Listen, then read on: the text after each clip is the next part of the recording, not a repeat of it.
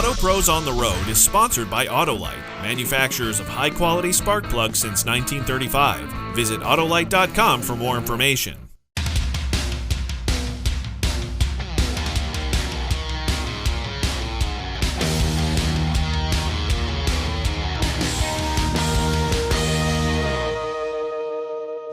Well, Jacqui, what a week it has been in Detroit.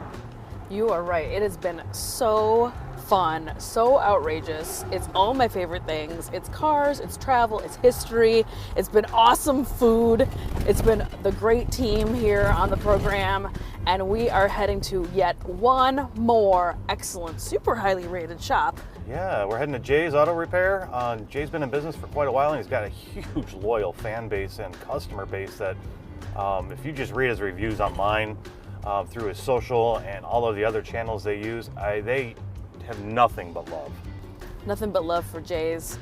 However, I did think it was kind of funny. You said you reached out yesterday just to remind them that we were coming, and Jay totally forgot that we were showing up. He's a little busy. But that's what I was just going to say. I do not take offense at that at all, because that just means that they are super, super busy. And I am A-okay with that, to be honest. As long as they're stoked that we're going to show up today. Oh, yeah. That's all that matters. He seems happy now, so we'll Cool. We'll go meet him and take a look around. Awesome. Let's go check it out.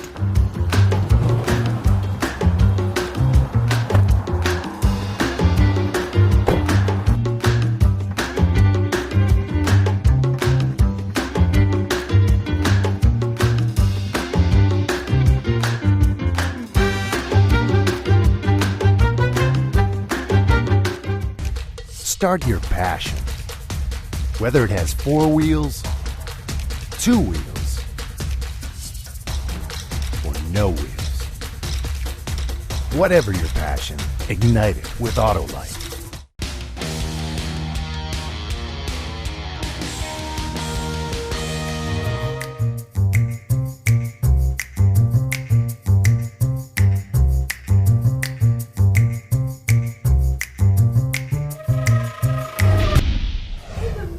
Good morning. Hey, Jay. Thank you so Joe. much for letting us stop Thanks by. for having us stop by, yeah. I can already tell it is super busy in here. We're going to divide and conquer. I'm going to go talk to somebody in service.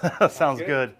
So, Jay, thanks for having us out here today. I mean, I know you guys are really busy, and I appreciate you taking the time. But with Auto Pros on the Road, I couldn't help but not come to your shop in Detroit, because every time I do a search for the top shops in Detroit, your name comes up and your shop. And you've got some amazing reviews. You've got a lot of awards. You're a Carfax award winner, AAA, all of these other things, and you're recognized by a lot of the readers of the city and some of the magazines too, and some of the newspapers. So, tell me how you keep it rolling like this. You got a lot of cars in here. I counted 20 plus.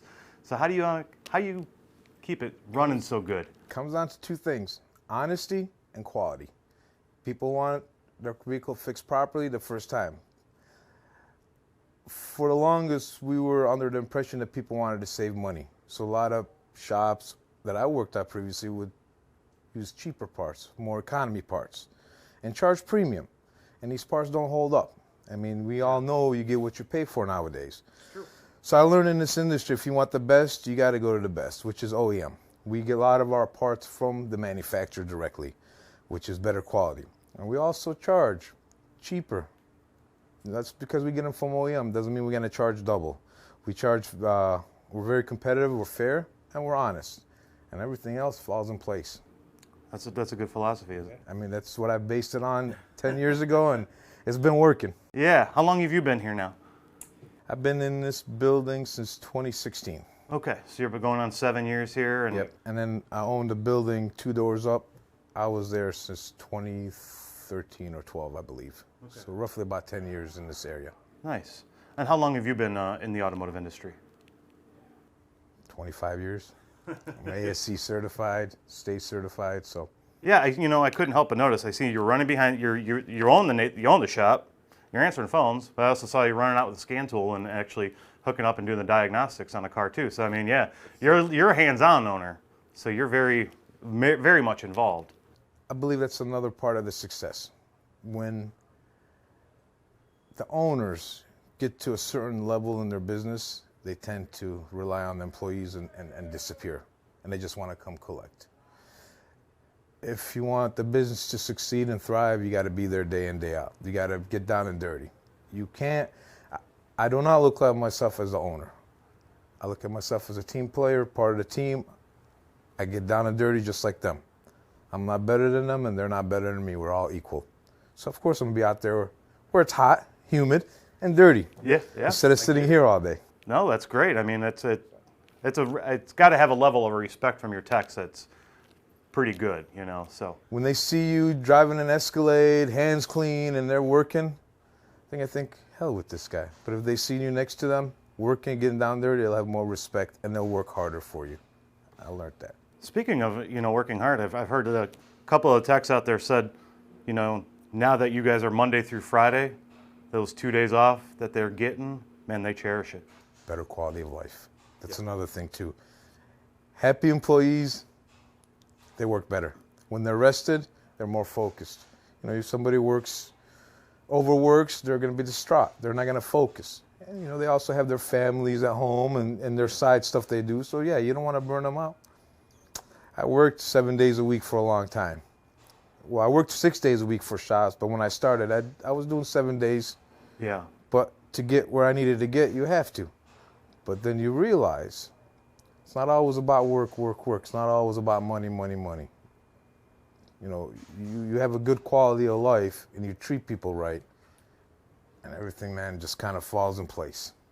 There was one thing I saw a lot of when I was reading the reviews online was Jay's honest, Jay's fair, Jay fixes my car, but I still saw a lot of good words associated. I saw more good words about their process than the actual. Everyone wants their car fixed. Sure, it works. It's great. But when you start seeing, hey, they were honest, they were fair, they treated me with respect, they took care of my car in a quick manner, those things are really going far for your customers out here, And it's really great to see. So what's something that for you as a shop owner, what's something that keeps you from falling asleep? What's something that bothers you sometimes? It's a challenge. It's never a dull moment in this business because not every car that comes in is the same thing. Yeah. You get a pattern of, same issues across the board, but it's always a challenge. And, dealing with different personalities too, you got to kind of be like their therapist sometimes. They have issues at home, you got to help them out. They have medical issues, you help them out. They have their own car problems, you help them out. Some guys, I have one of my employees, he's working, he makes a decent paycheck, but he also has responsibility for child support. So when his car breaks down, he doesn't have the money for a part or that, so you help him out. Nice. You scratch somebody's back, they scratch yours. Yeah. It's a two-way street, Yeah, absolutely. What's your favorite part about your job? Seeing customers leaving here happy with a smile and the car's fixed properly and I get that 5-star review. To me, I accomplished my mission. Every Sunday I get a report of all the customers that came that week. And it tells me, their comments. Yeah. What you've seen online. Yeah. And when I see all 5-star reviews, I feel like I earned my money properly. I don't know how to explain that. So if I see a bad review, even though we might not be wrong or at fault, but I feel like I didn't accomplish my mission that week. Does it make sense? It does. So at the end of the week, any business we done, I feel like we earned it 110% properly and accurately, and the customers are happy, compared to just fixing customers' vehicles, taking the money, and the customer is not completely satisfied because you misdiagnosed or didn't do proper, or you promised them you would put a quality part, but you put a Chinese or, economy part. Yeah. Because you can get a wheel bearing as cheap as $35 and as much as $350. Exactly. There's a big difference. Yes. And that's the difference between us. We go straight to the top. Unless somebody obviously needs help. And funds sure. And they also understand that the difference between what they're paying and what they're not, and what they're getting and what they're not. So they're not just paying $200 for a bearing and expecting a $500 bearing. So that's another thing too, transparent. So speaking of parts, are you having any supply issues getting parts right now for your cars? How are you overcoming that? Not as bad as a year or 8 months ago. Okay. But we have to be active. Just like John, he went to Telegraph and Southfield. About 45-minute drive back and forth to pick me up parts because we couldn't get them, or they can't get them to us till Tuesday. So we're constantly aggressively hunting and going, signing these parts out. Either it's out of state, on the other side of the state, or locally. Wow. Because I learned that they're not going to come to you with parts as they used to before. You have to go get them. And if you don't get it within a short amount of time, the next person is going to take it and buy it. So you learned, and then I learned that a lot of these common problems, I don't like a timing chain for GMs. I buy them 4 or 5 at a time, just because we do go through so much of them. And another, part of the success is the quick turnaround of vehicles. People don't want to be down without their vehicle a long time. Work, school, livelihood. Everything, yeah. Freedom. Exactly. So I always consider that. Get these cars in, get them diagnosed properly, get them back to them as efficient and as quick as possible. Can't do that all the time. I mean, we've had cars waiting on parts I had one Caravan for AC lines 2 weeks. Try to get them from a couple other dealerships, and they get caught, yelled at me because they're saving it for their service. That can be tough. Understood. But it's gotten a lot better. So Jay, how do you guys handle the current technology and how fast it's going? You got a lot of new products and a lot of new things coming out on these cars. You got ADAS systems now. You've got more advanced systems that you've ever had before. How are you keeping up with that technology right now? 2 things: training, constant training, and investment in the new equipment we need to be able to service these new lane departure and active management, all that. You have to stay current, and that stuff changes. It feels like every quarter, every 3 months, new technology. I usually go get training once every 6 months to a year. Yeah. My next training is the ASC reached out to me. They're doing a pilot program on the new self-driving vehicles. Oh, okay, and the autonomous? Yeah. And they selected a few technicians. They want to try it out, and I was one of the few. They eventually want to roll it out to the rest of the technicians, I believe either the end of the year or the first quarter of next year. Okay. So these are one of the things I go after, the technology. Car Gurus or CarQuest, they do training programs on all this every, 5 times a year. I send my employees to them. I go to them. Yeah. You never stop learning. It's very, very important in this industry. Very important. Good. Well, I'm glad to hear that. Last thing I'll ask you, while I'm in Detroit, as a car enthusiast, tell me one thing I got to do while I'm visiting Detroit. Perfect timing. Hit the Woodward Dream Cruise. Perfect. You weren't the first one to tell me that. I'm looking forward to that. I think we're going to have to head and check that out tomorrow. Officially starts tomorrow, but if you go out there today, you get a nice preview of it. And I believe Chrysler is doing some... They're doing Speed Week. Yes. Oh, yeah. Which is kind of like exclusive. And I heard Ford might be bringing out that electric Mustang they're talking about. Okay. Supposed to reveal it at the auto show, but they said they got might bring it out here. Yeah, they said they got a treat for all the Mustang enthusiasts, so it might be a sneak peek. So it might not be a bad idea to get a Sounds like a great idea. Yes. Jay, thanks for taking the time to have us out here today and show us around and explain your philosophy. I can, again, see why this is one of the top shops in the Detroit area. Thank you. So thank you.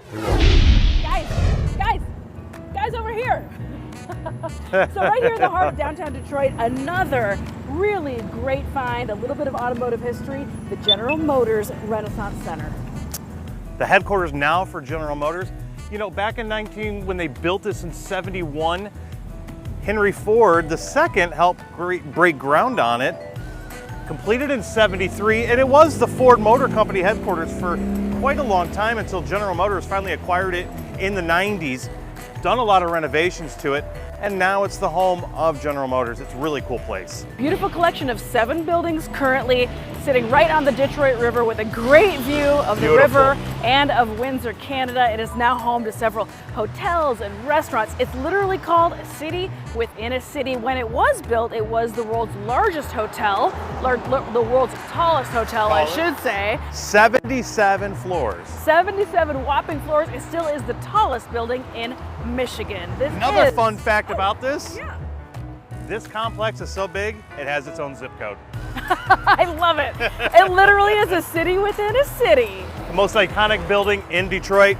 When you're down in Detroit, make sure you stop by. Come and take a look at it. It's so much more fun and beautiful in person than just driving by. And this is the General Motors Renaissance Center, currently known as Gen Ren Sen. GM Rensen, yes.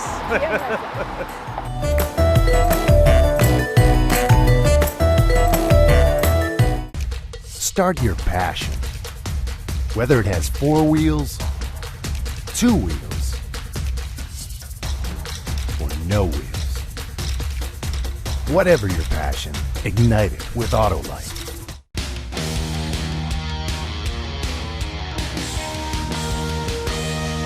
Gerald, thank you so much for taking the time to talk to us. I know that you are clearly crazy busy here this morning. It has just been jam-packed, so I'm literally going to try to get this guy going in 5 minutes. Thank you so much for taking the time to talk to us.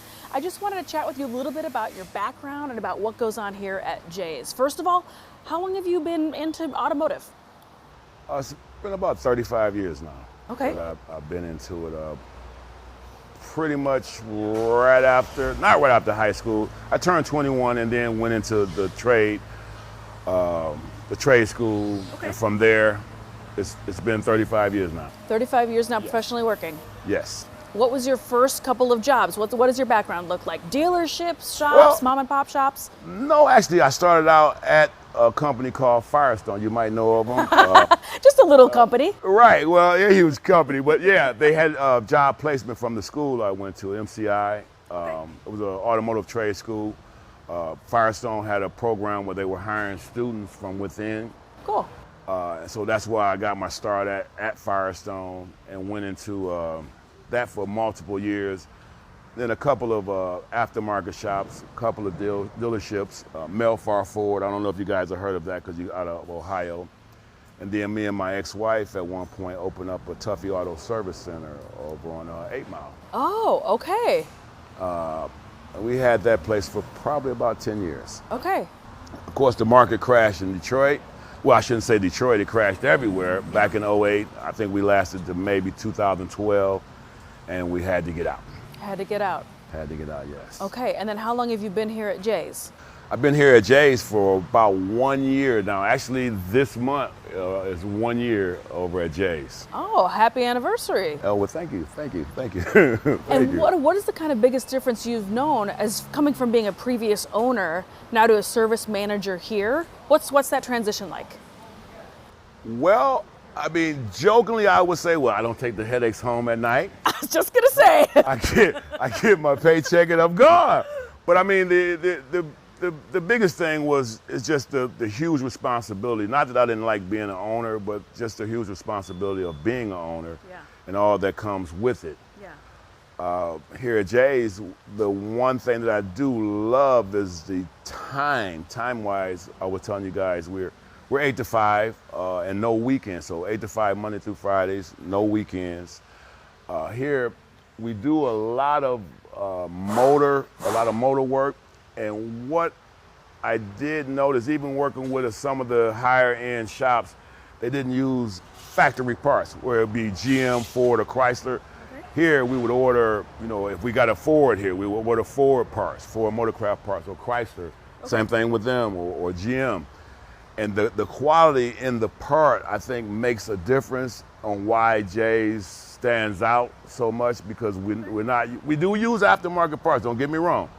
But when it comes down to a lot of internal parts or specialty parts, we are using the original equipment part for what model the car is.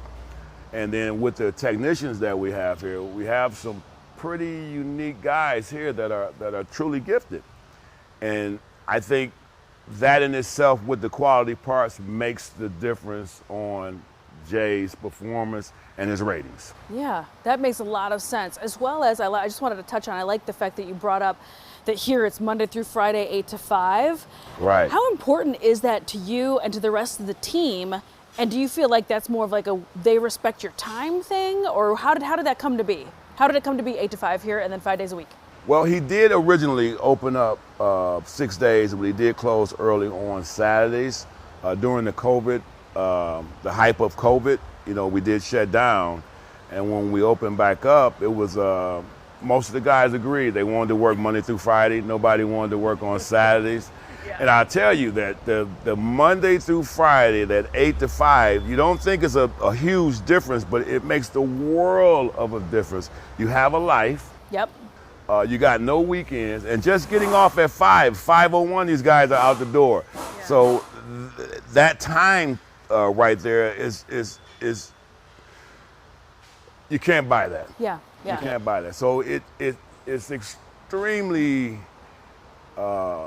important to these guys to 8 to 5 and to be out of here on the weekend. I mean, they love it. They love it. It was one of the determining factors of me actually coming here because of the time thing. Yeah. Like I said, I had been in the field so long that 6 days, 10-hour, 12-hour days is rough. It's rough. And as you can see, I'm not a young man no more. I mean, 35 years in it. I'm getting a little older. I mean, you must have started in this industry when you were only 2. That's a miracle.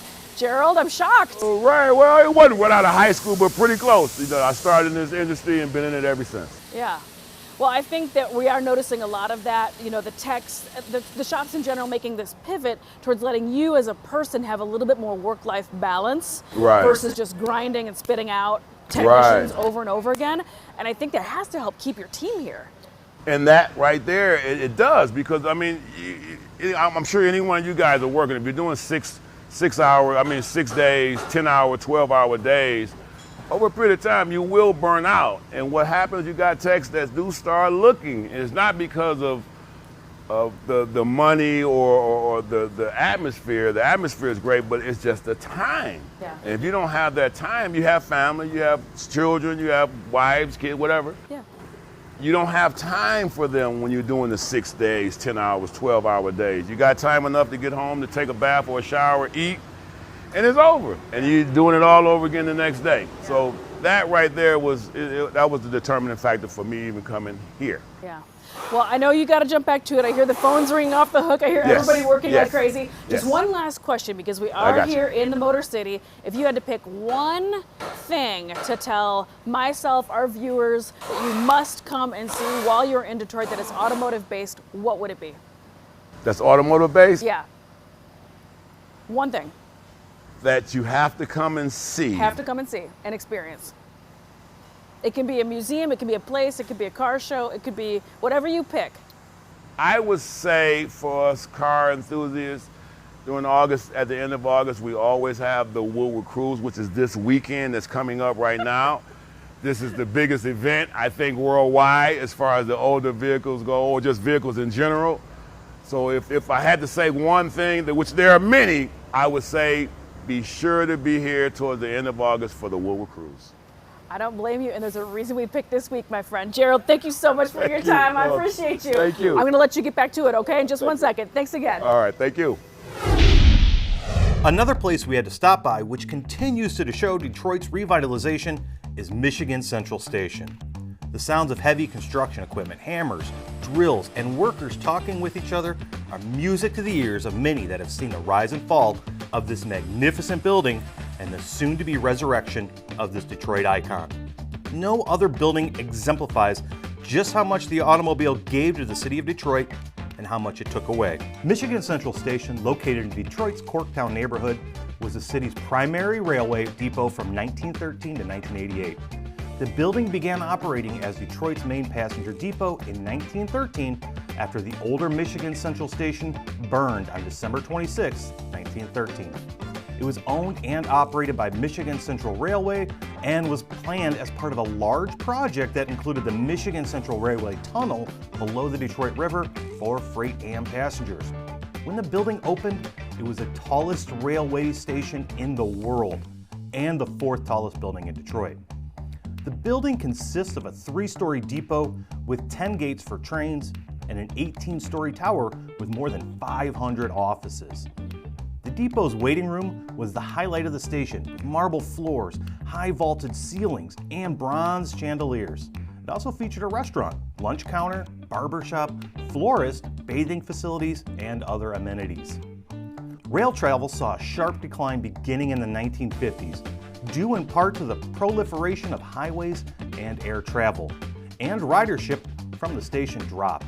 Ownership changed hands several times beginning in 1968, with portions of the station closing and facilities disappearing until the final train departed on January 5th, 1988, bound for Chicago. Redevelopment plans for the structure came and went, and many of its lavish features were destroyed by vandalism and neglect. The structure was saved from the threat of demolition several times thanks to pending plans and its listing on the National Register of Historic Places, achieved in 1975. No other building symbolizes the past, present, and future of Detroit, from the city's grit and resurgence to its role in the history and future of mobility. On June 11, 2018, Ford Motor Company purchased the building and will renovate the building as the anchor of a 1.2 million square foot Detroit campus. It is planned that the depot will become offices for 5,000 people, half of which will be Ford employees. Ford plans to turn the building into a hub for its autonomous vehicle development and deployment, and it will be the anchor for the company's Corktown campus. The building will hold both Ford offices and offices of suppliers and partner companies. The first floor concourse will reopen to the public with restaurants and retail. Housing will also be created on the top floors. We can't wait to see when it's done. Start your passion. Whether it has 4 wheels, 2 wheels, or no wheels. Whatever your passion, ignite it with Autolite.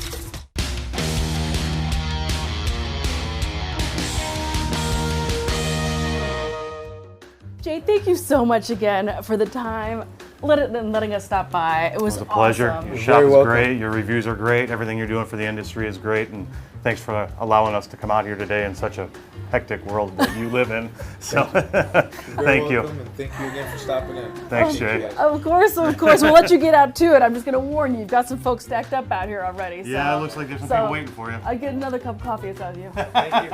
Thanks, Jay. Thanks again, Jay. Got I know. people coming in with parts. I People know. are waiting for Jay. There was tow trucks. There's people Getting 20 minutes waiting. with Jay, I think, was probably almost a miracle. I think it was probably the hardest part Yeah, exactly. of the whole week. Which- Yeah, trying to find some time. But hey, I know. that's a good sign for any automotive shop to be that busy. I mean, know. I loved it. They were such a great team. I really am so grateful that they were able to fit us in and sneak us in. I mean, even with fitting us in and sneaking us in, the customers just kept on coming, and did. tow trucks and cars and things and stuff. Oh my gosh. But I think the thing that, when I pulled up, what I noticed is, this is clearly very like old school shop, a little down, a little down and dirty.